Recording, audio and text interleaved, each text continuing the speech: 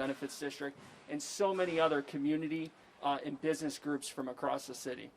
So with that, again, I want to thank Mayor Scott. I can't overstress the importance of this program. This program has helped power our restaurants throughout the pandemic as we looked at increased restrictions.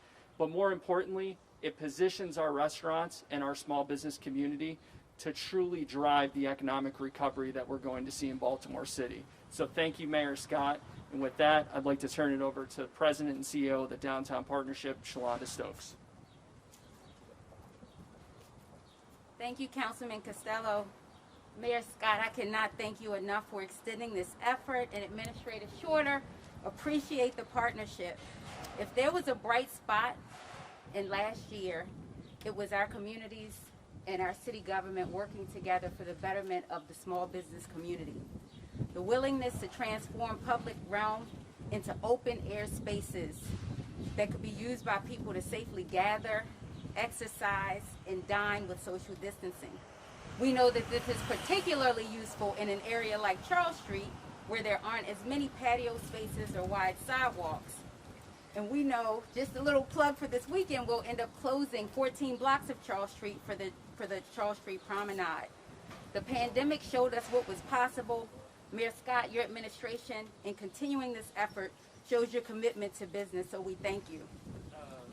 Just a bit more information on how they can apply. Restaurants seeking a permit for outdoor seating can apply online with the Baltimore City Department of Housing and Community Development, and restaurants seeking a permit requiring partial or full street closures and or closure of parking lanes for the purpose of outdoor dining should apply with the Baltimore City Department of Transportation. Thank you so much.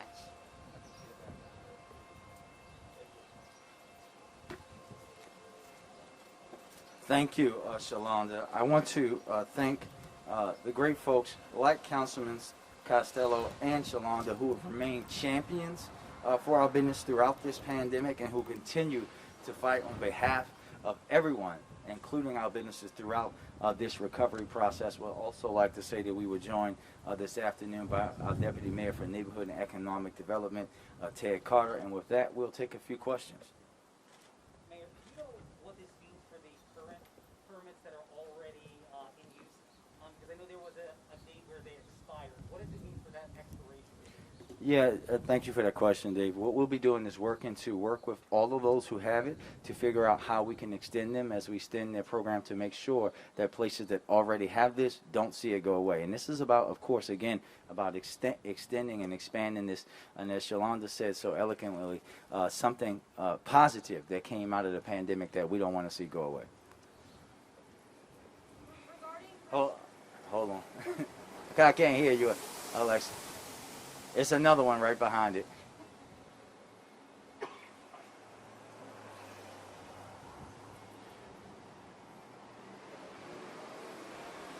All right, go ahead, Alexa. Sorry about that. No, I appreciate it. Regarding restrictions, yesterday the Orioles, a spokesman with the Orioles, said they hope to have more information or an announcement later this week regarding capacity. Does this mean the city plans to further ease restrictions such as capacity and the indoor mask mandate? And if you will, the science behind your answer? So we've already eased restrictions for places like Camden Yards. That's already. We said to you the other day, the indoor mask mandate, we have a target with our vaccinations, and that will stay the same. But I know that our health commissioner has spoken to the Orioles about them wanting to increase their capacity, and as they did before in a very responsible way, we will work with them to make sure that they can do whatever they need to do within the parameters of where we are today. But I have no worries that the Orioles and the health department won't come to agreement about how to responsibly increase their capacity. Those talks are happening now.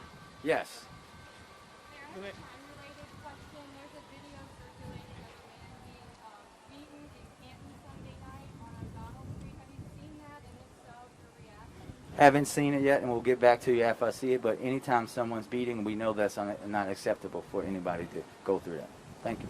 Mayor, getting back to this, we had done a story about some businesses that were having issue with their minor privilege permits and having to pay those.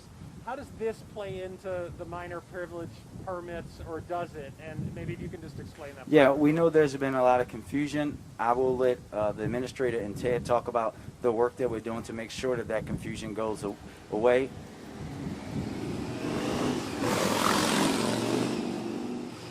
So that we clear up that confusion to make sure that folks are not paying for things that they shouldn't, but also that they're able to take advantage of these kind of permits and situations. And then does this mean that if somebody has outdoor seating, can they expand into the street as well? We picked a good I heard spot. Yeah. I actually let Shalonda and the team answer that portion of the question. Okay.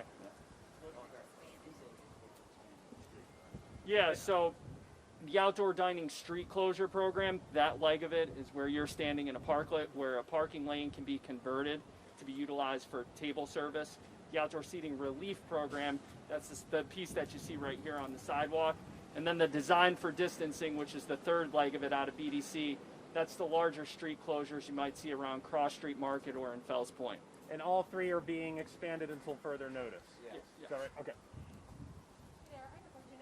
I think the part that's a bit talking about with restaurants, there unfortunately were a couple of instances last year where cars crashed into them.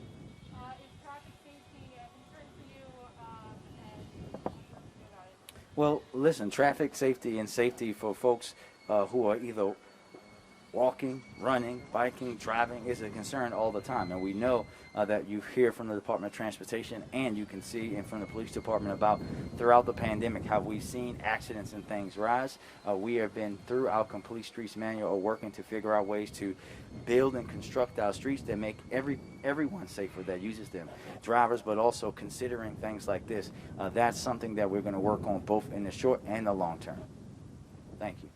Talking to restaurants who already have these parklets, a lot of them want to know, what does this mean, again, about the expiration date, because originally the areas had to be inspected by the city to make sure they're safe. So of those permits that have already been issued are working, are they going to be re-inspected because that deadline for expiration is coming up? So this is about making sure that those that have it can continue it. If they are expanding, then of course we're going to be inspecting because it's different than what already exists, and we want to see this go on for as long as possible. This is something that personally I think that we should figure out ways to do forever, because we can see thriving cities around the country that have these things consistently all the time. Thank you, everybody.